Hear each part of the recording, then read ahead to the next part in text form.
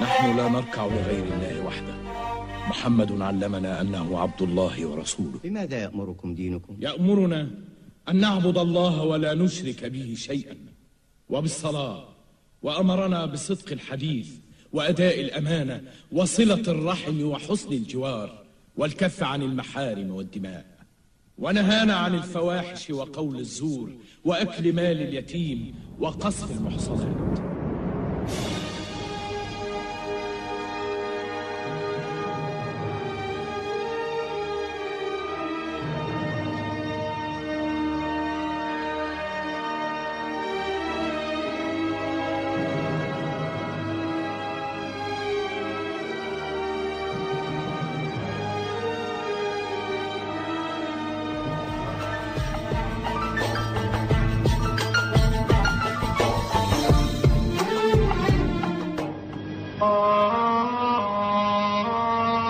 لم أخضع أبدا.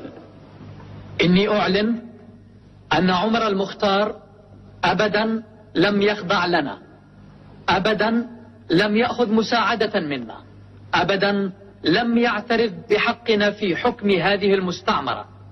إذن لا يحق لنا منطقيا أو عدالة أن نحاكمه كمتمرد. وإذ نقبض على عمر المختار وقد أمضى في المعارك 20 سنة، فإننا مجبرون أدبيا على معاملته كأسير من أسرى الحرب. سكوت، سكوت في المحكمة. حكمنا عليك عمر المختار بالإعدام شنقا أمام الناس في بلدة سلوك في الساعة 11 غدا 16 سبتمبر 1931، السنة 9 من العهد الفاشل. إنا لله وإنا إليه لراجعون. مين ده اللي كاره دنيتك وبيشتهي موتك؟ مين ده اللي موته بكلمتك وحياته في سكوتك؟ مين ده اللي كاره دنيتك وبيشتهي موتك؟ مين ده اللي موته بكلمتك وحياته في سكوتك؟ وغريب يا صاحبي ولا من دمك طعنك وسابك تشتكي همك؟ غريب يا صاحبي ولا من دمك طعنك وسابك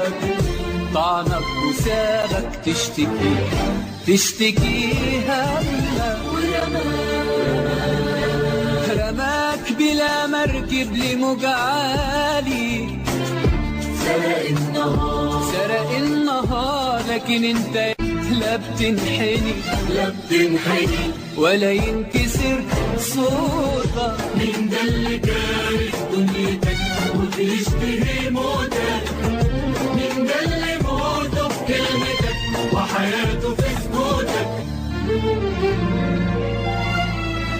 أعوذ بنور وجهك الذي أشرقت له الظلمات وصلح عليه أمر الدنيا والآخرة من أن ينزل بي غضبك أو يحل علي سخطك. لك العتبى حتى ترضى، ولا حول ولا قوة إلا بك.